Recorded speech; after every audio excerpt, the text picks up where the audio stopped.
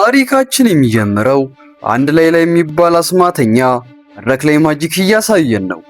ታዳሚዎቹም ፈዘው ትርኢቱን እየተመለከቱም ሳለ አንድ ሰው ወደሱ መጥቶ እንግዶች እየጠበቁት እንደሆነም ይነግረዋል። ሌላም ትርኢቱን አቋርጦ እየጠበቁት ወዳሉትም ሰዎች ይመጣል። እናም ይሄ ስብስብ ከባድ የወንጀለኛ ማህበር ሲሆን ሁሉም በተለያየ ሀገራት ስልጣን ያላቸው ናቸው። ነገር ግን በመሃላቸው አንድ ከሃዲ በመኖሩ ሌላ ያንን ሰው ከዚህ ዓለምም ያሰናብተዋል። ሁሉም ሲደናገጡ ሰውየው የቀዳቸው ያለበትን መሳሪያም አሳይቶ ከሃዲነቱንም ያረጋግጥላቸዋል። እናም እዚህ የተሰበሰቡበት ዋና ዓላማ መጋቢት 30 የሀገሪቷን ሁሉንም ባንክ ለመዝረፍ ሊወያዩ እንደሆነም እንረዳለን። ይህም ወጣት ስሙ አርጄ ሲባል በጣም ደካማና ልፍስፍስ በመሆኑ የተነሳ ያገኘው ወጠጤ ሁሉ እሱ ላይ ጥቃት ይፈጽምበትም ነበር። በዚህም የተነሳ እናቱ ሁሌም ቁስሉን እንዳከመችለትና ሁሌም ራሱን ከጉልበተኞች እንዲጠብቅ እንደመከረችው ነበር። ነገር ግን አርጄ እናቱን እንዳትጨነቅበት ስራውን ለመቀየር እንዳሰበና አሁን የሚገባበት ቦታ ከማንም ጋር ጸብ ውስጥ ሊገባ እንደማይችል አሳውቆም ያረጋግጥላታል።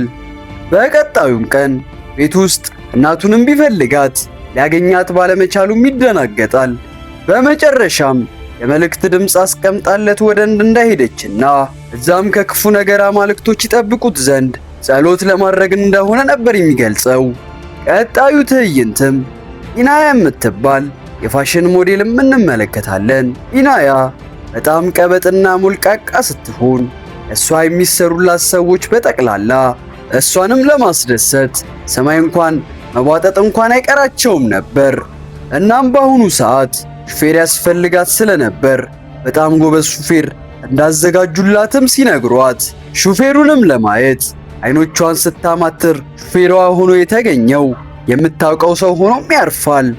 በፍጥነትም እሱ ወዳለበት ቦታ ሄዳ እየጮኸች ይህን ያህል ጊዜ ለምን ጥሏትን እንደጠፋም ብትጠይቀው አርጄ ግራ ገብቶት እንደማያውቃትና በእርግጠኝነትም ከሰው ጋር ተመሳስሎባት እንደሆነም ቢያብራራላት ኢናያ ግን የዋሻት ስለመሰላት አንተ በብሉ ቀልህን አቁም አልናፈኩም ብትለው አርጄ ግን በልጅቷ ሁኔታ እፍረት እየተሰማው ደጋግሞ እሱ በብሉ እንዳልሆነና በምትኩም ስሙ አርጄ እንደሆነም ቢገልጽላት ኢናያ ግን ልታምነው ፈቃደኛ አልነበረችም።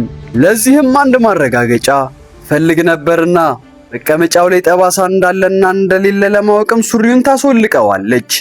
ነገር ግን እሷ እንዳሰበችው ጠባሳው ሳይኖርበት ይቀርና በብሉ ባለመሆኑም ትናደዳለች። አርጄም ከዛ እንደወጣ በፍጥነት ወደ ቤቱም ሄዶ ግድግዳዎቹን አፍርሶ ትንሽዬ ስልክም በማውጣት ህንድ ወደሚገኘው የደህንነት ቢሮ ይደውላል። ነገር ግን እሱ የሚያውቀው የደህንነት አለቃ ጡረታ ወጥቶ ስለነበር አዲሱ አለቃ ነበር የተገናኘው። ይህም አለቃ የኮርስ ስሙን ከነገረው ሊረዳው እንደሚችል ቢነግረውም አርጄ ግን በጣም ተጠራጣሪ በመሆኑ ሆዱን ለመናገር ፈርቶ ነበር። ቢሆንም ሆዱን ካልተናገረ እርዳታ ሊያገኝ ባለመቻሉ ሆዱን በመናገር ችግሩ ምን እንደሆነ መናገር ይጀምራል። ደብቆትም የነበረው ማንነቱ የተነቃበት ስለሆነ በፍጥነት እርዳታን እንደሚፈልግም ይገልጻል።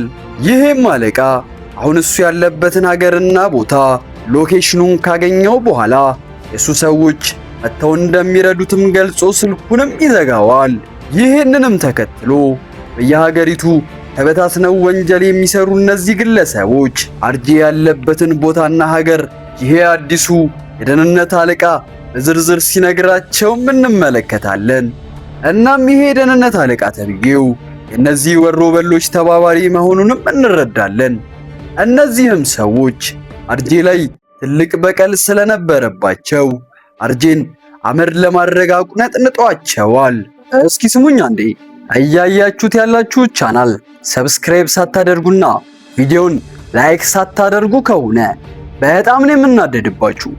ቪዲዮ ለመስራት ምን ያህል ጊዜ እንደሚወስድብኝ እኔ ነኝ የማውቀው። በሉ አሁን እኔ ደስ እንዲለኝ ቻናሉንም ሰብስክራይብ ቪዲዮንም ላይክ አድርጉት። ታሪኩን መለስ ብሎ 2 ዓመታትን ወደ ኋላም ይወስደናል። የደህንነት ኃላፊውም ሀገሪቷን እያመሳት ስላለው ሌላም እያወራ ሲሆን የደህንነት አለቃውን ካን ምን ቢያደርጉ እሱን መጨረሻ ሊያቀርቡለት እንደሚችሉ ቢጠይቀው አለቃ ካን ግን ለዚህ ጥያቄ ወዲያው ከመመለስ ይልቅ ትንሽ ጊዜ እንደሚፈልጉም ያስረዳዋል። ምንም እንኳን ሌላ ከባድ የሚባል ሰው ቢሆንም ነገር ግን እሱን 10 እጥፍ ሊበልጠው የሚችል በብሉ የተባለ መርዝ ሀከር እንዳለና እናም ምናልባት እሱን ቢያገኙት ሊረዳቸው እንደሚችል የካን ጭንቅላትም ያስባል። ካንም ወደ ቤቱ ሲገባ መብራቶቹ ጠፋፍተዋል። በብሉም የሱ ወንበር ላይ ተቀምጦም ነበር። ካንም በብሉ መሆኑን ሲረዳ ለሀገሩ አንድ ሥራ እንዲሰራም ጥያቄ ቢያቀርብለት በብሉ ለሀገሩ መስራትና እንደዚህ አይነት ነገር መነካካት እንደማይፈልግም ቢገልጽ አለቃ ካን ሰላማዊ ድርድሩንም አፍርሶ ያንን ካላደረገ ለሳይበር ወንጀል እስር ቤት ሊያስገባው እንደሚችልና እነሱን ግን ከተባበራቸው ነፃነቱን እንደሚያውጅም ይገልጽለታል። ነገር ግን በብሉ በአጋጣሚ ሳይሆን በእድል እንደሚገኝ ተናግሮም ይወጣል። መጠጥ ቤት ውስጥም ከጓዴው ጋር እየጨበሰ በቀረበለት የእርዳታ ጥያቄ ተጨንቋል። ምንም እንኳን በብሉ የሀገሩ ጉዳይ ውስጥ መግባት ባይፈልግም እንዲያ ግን ካላደረገ እስራት እንደሚጠብቀው ማሰቡ ጭንቀት ጭሮበታል። በዛ ሰዓትም ሚናያ የምትባል ሴት ከወንድ ጓደኛዋ ጋር ተጣልታ የትም የማታውቀውን በብሉም ስማም ታናደዋለች። ነገር ግን እዛው ተመቻችተው ወንድሟን ልታስተዋውቀው ቤት ድረስም ታመጣዋለች። አጋጣሚ ይሁን አቃጣሪ የሷ ወንድም ሌላ ሆኖም ይገኛል። ኢናያም በብሉ በጣም ጎበዝ የኮምፒውተር ባለሙያ እንደሆነና እሱም እየረዳት እንደሆነም ትገልጽለታለች። በብሉም ሌላን በጣም እንደሚያደንቀውና አንድ ቀን ላይ ከሱ ጋር ለመስራት ህልም እንዳለውም ሲገልጽለት፣ ሌላ ግን የተመታ በመሆኑ እህቱን በቶሎ ለምዶ እሱን መገናኘቱ አቅዶበት መሆኑን ተረድቶ ወደ ጆሮም ተጠግቶ የደህንነት አለቃው ካንን እንደላከው እንደሚያቅም ይገልጽለታል። ታሪካችንም አሁን ወዳለበት ጊዜ ወስዶን በብሉ እሱ ከሚጠብቀው ቦታ ሰው የተላከለት መስሎት ወደ ውስጥም ያስገባዋል። ልብሱንም እያስተካከለ ሳለም ሰውየው ኋላ ሊያጠቃው ሲልም ኢናያ በመጥበሻ ብላውም ታጋድመዋለች። አሁንም በብሉ እንደሆነ እንዲያምን እየተጨቃጨቀችውም ሳለ ሰውየው ይነቃና ነሱ ላይ ተኩስም ይጀምራል። በብሉም ኢናያ ፊት አርጄ ለመምሰል እየሞከረ ከሚተኩሰው ጥይት ለማምለጥም ይሞክራል። ነገር ግን ጥይቷ ለይታ ቂጡን ትለውና ከመስኮቱም ይዘላል። ኢናያም በብሉ መሆኑን እስካላመነ ድረስ የያዘችው መኪና ውስጥ እንደማታስገባውም ታስረዳዋለች። ነገር ግን ሰውየው ከቤት ከወጣ መጨረሻው ደባሪ ሊሆን እንደሚችል ስለተረዳ መኪና ውስጥ እንድታስገባው ይማጸናታል። በስተመጨረሻም ያምንና ከወገብ በላይ ብቻ አስገብታው መኪናውን ትጀልጠዋለች። ወደ መኖሪያ ቤቷም ወስዳው እስከዛሬ በመጥፋቱ ትንሽ እያላዘነችም ሳለ እነዛ ሰዎች በድጋሚ መጥተው ተኩስም ይከፍታሉ።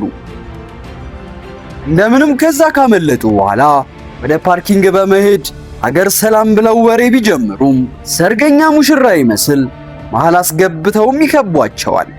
እናም ኢናያ ድራማው ደስ እንደሚል ተናግራ በብሉ ብቻውን እንዲወጣውም ተናግራ ልትሄድ ስትል አንደኛውም ሰውዬ ኢናያም በጥፊ ብሎ ቢዘርራት የበብሉ አይኖችም ተከፍተው ሰዎቹን እዛና እዛ ወርውሮም ይጥላቸዋል።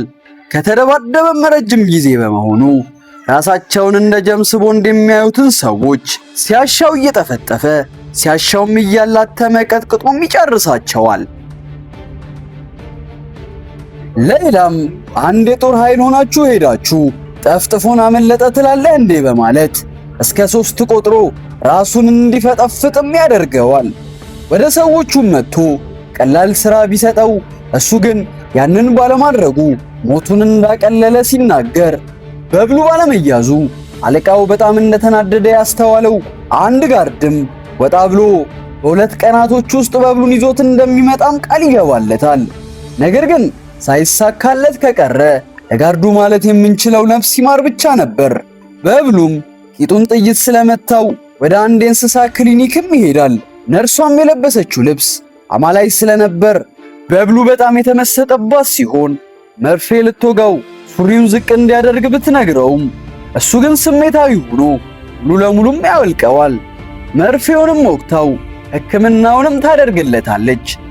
ኢናያም ራሷን ከሳተችበት ስትነቃ ከጎኗ ግን በብሉ አልነበረም።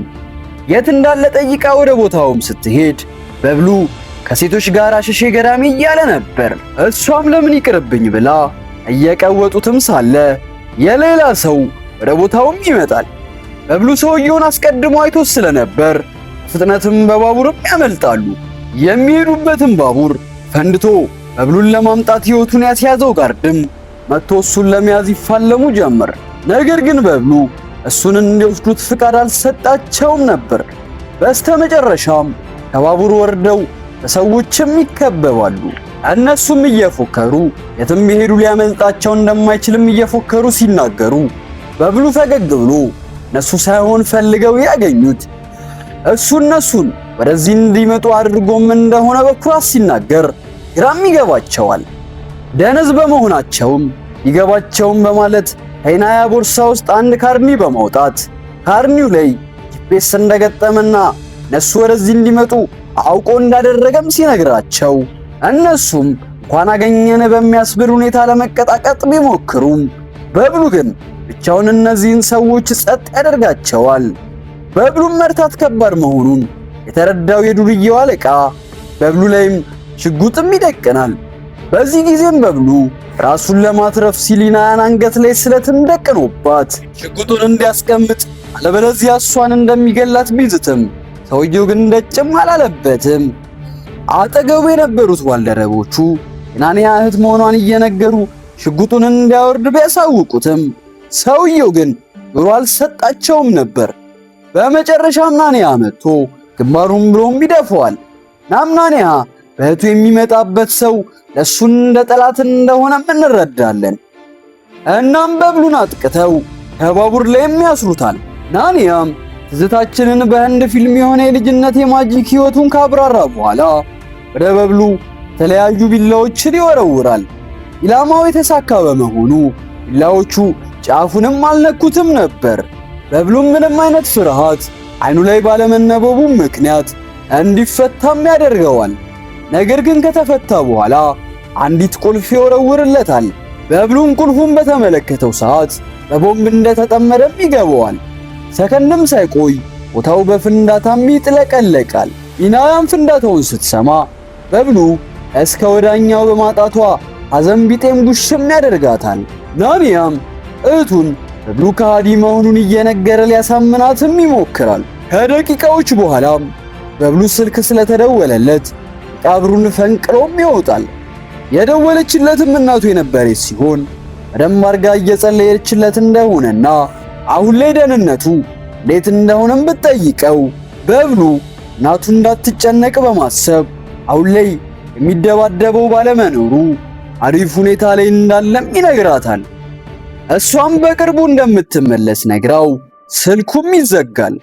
ናንያም ደስ በሚል ሁኔታ ለበብሉም የቀብር ስነ ስርዓትም ያደርግለታል። ኢናያም ውዷ ፍቅረኛዋ በብሉ ስለሞተባትም በጣም አዝናለች። ሌላው አስገራሚውም ነገር በብሉ ሳይቀር የራሱ የቀብር ስነ ስርዓት ላይ ታድሞ ነበር። ኢናያም በየጊዜው መቃብሩንም ትጎበኝ ነበረ። አንድ ቀንም በብሉ ፊቷ ይመጣባትና እሷም እሱም ባየችው ሰዓት ማመን ይከብዳታል። በብሉ ግን ኪሲንግ አርጓት በሕይወት እንዳለና ሁሌም ወደ መቃብር ስትመጣ እንደሚያያትም ሲነግራት ኢናያ ሽሮ መበያውን ብለው ንዴቷንም ትወጣለች።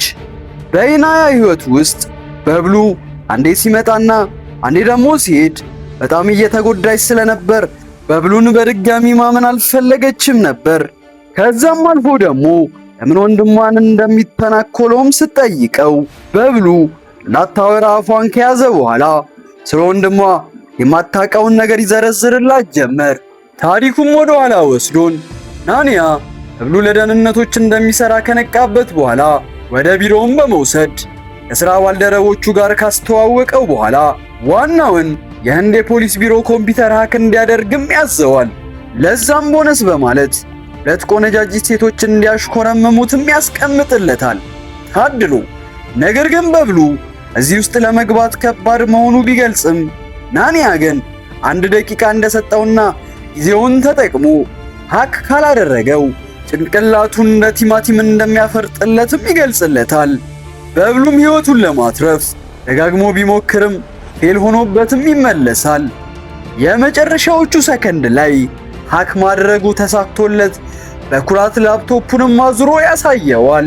ናኒያም እንደዚህ አይነት ፈጣን ሀከር ይፈልግ ስለነበር በብሉም በብዙ ጥቅማ ጥቅሞች ደልሎት ለካን መስራቱን እንዲተው አድርጎት ለራሱ እንዲሰራም ያሳምነዋል። በብሉም ከሱ ጋር ለመስራት ከተስማማም በኋላ ቅንጡ መኪናዎችን ለመግዛት ከኬንያ ጋር ወደ ቦታውም ይሄዳል። በዛች ሰዓትም ስልክ ተደውሎለት ሲወጣ ባልታወቁ ሰዎች ታፍኖ ስለ ናኒያ የሚያውቀው ነገር እንዳለም ይጠይቁታል። በብሉ ግን እንደዛ የሚባል ሰው እንደማያክዶም ይናገራል። በስተመጨረሻም የሁሉ ድራማ እንዲሰራ አድርጎ የነበረው ናኒያ እንደሆነም እንረዳለን። የዚህም ምክንያት ወደ ስራው ከመግባታቸውም በፊት ስለ በብሉ ታማኝነት ማረጋገጥ ፈልጎ የነበረ ቢሆንም በብሉ ያንን አረጋግጦለት በናኒያ ትልቅ ቦታም አግኝቷል። ስራውንም ጀምሮ አንድ የጌም አፕም ይፈጥራሉ። ጌሙንም ለመጫወት ዳውንሎድ ያደረጉት ግለሰቦች በጠቅላላ ስልካቸውን ሀክ በማድረግ ባንክ ያስቀመጡትንም ገንዘብ በሙሉም ይዘርፋሉ። ወደ ቤቱም እንደተመለሰ የፖሊስ አለቃው ካን ቤቱም ይጠብቀዋል። እነሱንም ተቀላቅሎ መስራቱ ለሱ አሪፍ እንዳልሆነና ለመመለስም ጊዜ እንዳልሄደ ሊያሳምነው ቢሞክር በብሉ ግን ጭራሽ አሁን ያለበት ቦታ አሪፍ እንደሆነና እንደውም ከቻለ አለቃው ካን እንዲቀላቀላቸውም ጥያቄ ያቀርብለታል። አለቃው ካን ግን የሁሉም መረጃ እስኪያገኝ ነው እንጂ ካገኘ በኋላ ሁሉንም እስር ቤት እንደሚወረውራቸው ዝቶም ይወጣል። በተዘረፈው የህዝብ ብርም የጓደኞቹ ቤትም ይገዛላቸዋል። ነገር ግን ቀጣዩ ቤት ላይ ሲጫጫሁ ሰምቶ ወደ ውስጥም ሲገባ ከባንክ የተላኩ የባንክ ሰራተኞች አንዲት እናት ላይ እየጮሁ የተበደረችውን በ3 ቀናት ውስጥ ካልከፈለች ቤቱን እንደሚወርሱባትም ሲናገሩ እቺ እናት ግን ከጎኗ ማንም ባለመኖሩ ትንሽ ጊዜ እንዲሰጧትም ትማጸናቸዋለች። የእነዚህ ሰዎች ቅጥ ያጣ አጠያየቅና ንግግር ቆሽቱን ያሳረረው በብሉ ወደ ውስጥም ገብቶ በስነ ስርዓትም እንዲያወራ ለአንዱ ሰራተኛም ቢነግረው ሰራተኛው ከራሱ ኪስ ያበደረ ይመስል እየተውረገረገ ብሩን ተበድራ እንደፈለገች ካደረገች በኋላ እኔ እንድከፍልላት ፈልጋ ነው በማለት የ3 ቀናቱን ማስጠንቀቂያ ተናግሮም ይወጣል። በብሉም በዚህ ሴት ሁኔታ በማዘን ስለ ሁኔታውም ቢጠይቃት ከወራቶች በፊት ከባሏ ጋር የምትኖር ሲሆን ባሏ የዕለት ገቢያቸውን ለማሳደግ በማሰብ ከባንክ ተበድረው አምፑላንስ ገዝተው ለመስራት ያስባሉ። ቤቱንም አስይዘው ብሩን ከተበደሩ በኋላ ባንክ ውስጥ ያስቀምጡታል። ነገር ግን በቀጣዩ ቀን ያስቀመጡት ብር ተዘርፈው ነበር። ነገሩንም ሲያጣሩ በሞባይል የሚጫን ጌም የሁሉንም ገንዘብ እየዘረፈ እንደሆነ በተረዱ ሰዓት ባሏ ተስፋ ቆርጦ ራሱንም ፈጥፍጦ እንደገደለም ስትነግረው በብሉ ራሱ በሰራው አፕ ብዙ የሰው ሕይወት እየተበላሸ እንደሆነ በመረዳት እቺ እናትም ያለባትን የባንክ ዕዳም ይከፍልላታል። እሷ ጋርም ሄዶ እንደከፈለላት ተናግሮ እግሯ ስር ወድቆ እያለቀሰ እናቱ እንድትሆንለትም ይጠይቃታል።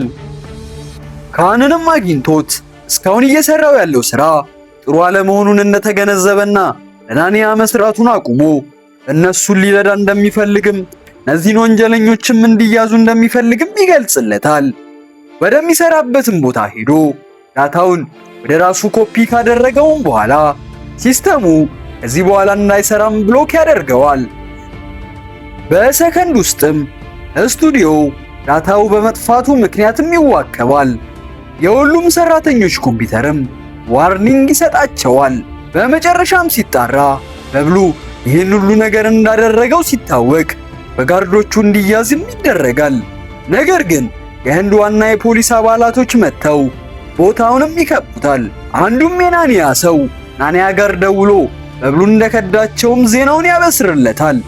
በዚያው ሰዓትም የበብሉ እናት ወደ ናኒያ ቤትም ሄዳ ስለ ኢናያና ስለ ልጇ በብሉ ሰርጉን ለመደገስ ናንያን ስታወራው፣ ናንያም በብሉን የሚያገኘው በእናቱ በኩል በመሆኑ ይህንን ወርቃማ ዕድል ለመጠቀም እናትየው በብሉ ጋር ደውላ እንዲጠራውም ያደርጋል። በብሉም እናቱ የጠላቱ ቤት እንደሆነች ባወቀም ሰዓት ያለምንም ፍርሃት ጣፋጭ ይዞ ከችም ይላል። ጋርዶቹም በጠቅላላ ከበውት መሳሪያም ሲያወጡበት በብሉ እናቱ ፊት ተሸናፊው ምስኪን ሆኖም ይቀርባል። በዛች ቅጽበት ዶግራ የሚባል የሱ ሰው ናንያ ላይ ሽጉጥም ይደቅንበታል። እናም በብሉ በሰላም እንዲወጡ ቀጭን ትዕዛዝም ያስተላልፋል። ግን ይህንንም ሲያደርግ በከፍተኛ ፍርሃትም ነበር። በዚህም በብሉ አንድ ነገር አድርጎ ወደዚህም እንደመጣም እንረዳለን። ያም ይሄ ዶግራ የሚባለው ሰውዬ ብዙ የብልግና ቪዲዮ ይዞበት ለሚስት እልክላታለሁ ብሎ ስላስፈራራውም ነበር። በዚህም ሁኔታ እናቱን በሰላም ከዛም ይዟት ይወጣል። የናንያ ግብረ አበሮችም ከያሉበት ተለቃቅመውም ይታሰራሉ። እሱም ከእናቱና ከታናሽ ወንድሙ ጋርም ሀገር ቀይረውና ስሙንም ወደ አርጄ ቀይሮት ሲኖሩ እንደነበር ለናንያም ይነግራታል። እናም ያኔ ደልቶት የነበረው ሶፍትዌር አሁን ደግሞ በመስራታቸው እነዚህን 4 የወሮ በሎች አለቃ ማስቆም እንዳለበትም ይገልጽላታል።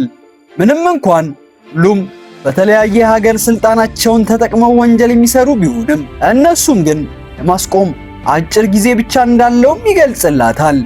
እነሱ ያሉበት ቦታም በመሄድ በቀላል ታክቲኮቹ እነሱን ከዚህ ዓለምም ያሰናብታቸዋል። ናንያም ይህን ሁሉ ነገር ከተመለከተ በኋላ በብሉን ለመያዝ አንድ ወጥመድም ያዘጋጃል። ኢናያ እንድትሰማውም አድርጎ እናትየውን ከኤርፖርት ሰዎቹ እንዲያመጡለትና የኤርፖርቱንም ስም አሳስቶም ሲያወራ ኢናያ በፍጥነት ወደ በብሉም ሄዳ ስለሰማችውም ነገር ስትነግረው የናንያ ሰዎች ከመውሰዳቸው በፊት ቀድመው ወደ ኤርፖርትም ቢሄዱ እናትየውን ግን ሳያገኟት ይቀራሉ። የናንያም ሰዎች ከሌላኛው ኤርፖርት እናትየዋንም ተቀብለውም ይወስዷታል። እዚህኛውም ኤርፖርት ላይ ጋርዶቹ እነበብሉንም አግኝተው እናቱ ከነሱ ጋር እንደሆነች ነግረውትም ወደ ናንያም ይወስዱታል። እዛም እንደደረሱ ናንያና እናትየው ጨስ ጨስ አድርገው የጸሎት ፕሮግራም እያከናወኑ ናቸው።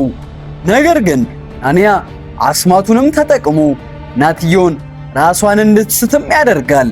ነገር ግን ለበብሉ ሁኔታው ጸዴ ስለነበርና እናቱ ፊት መደባደብ ስላልፈለገ ናንያ ውለታ ነበር የሰራለት። እዛ ያሉትንም ዘርሮ ከጨረሰም በኋላ ናንያ ያለበትን ቦታም ለመያዝ ሌላ ከባድ ፈተናም ይሆንበታል። እሱንም ለመያዝ እያንዳንዱ ሰው መሳይ ተዋጊዎችን ማለፍም ይጠበቅበታል። በስተመጨረሻም ፌክ መሆናቸውንም ሲረዳ ወደ ቀጣይ ፈተናም ይዘዋወራል። እዚህም ሐውልት መሳይ ድንጋዮች ከግራና ከቀኝ እያላተሙ ትንሽ ስቃዩንም ያበሉታል። ወደ ቀጣዩም ሲያልፍ በቀይ መጋረጃዎች የታጀቡትን የናንያ ጋርዶችንም ቀጥቅጦ ከሰባበራቸው በኋላ ናንያ ጊዜ ለማግኘት ሲል በብሉንም ለማዘናጋት ማጂኩ ግራም ያጋባዋል። በስተመጨረሻ ግን በብሉ የናንያ ታክቲክ ነቄ ይበላበትና ናንያ ወዳለበት ክፍልም በሩን ሰብሮም ይገባል። እዛም ያሉትን ሰዎች ትንሽ ከቀጠቀጣቸው በኋላ የቆጠረ ያለውን ነገርም ለማስቆም እጆቹን ማተራመስም ይጀምራል። ይህም ቁጥር ቆጥሮ ካለቀ ሙሉ የህንድ ህዝብ አካውንቱ ባዶ ነው የሚሆነው። ነገር ግን በመሃል መተው ስራውን ያስቆሙታል። ናንያም ቁጥሮቹ ወደ ታች መቁጠራቸውን እያየም ፈገግ ይላል። ቁጥሮቹን ቆጥረው እንዳለቁ የህንድን ህዝብ በላው ብሎም ሲያስብ ስክሪኑ ላይ አንድ የፊልም አክተር ዲያሎግ ነበር የታየው። ይህም የሚያሳየው ናንያ የሞከረው ነገር ፌል እንዳደረገበት ነው የሚያሳየው። በሽንፈቱም ተናዶ ቦታው ላይ ያለውን ነገር በጠቅላላም ይሰባብራል። በብሉም ኢናያ እናቱን ይዛ እንድትወጣም ካደረገ በኋላ ቦታውን በቦምብ ድራሹንም ያጠፋዋል። የፊልማችንም ታሪክ በብሉ ከሚወዳት ኢናያና ድርድር እንኳን በማያውቀው ከእናትና ከታናሽ ወንድሙ ጋር ሰላማዊ ኑሮ እየኖረ እያሳየን ነው ታሪካችን የሚያበቃው። ታሪኩን ከወደዳችሁት የሚደረገውን አድርጋችሁ እኔንም በትንሹ ቢሆን ደገፍ ማድረግም ትችላላችሁ።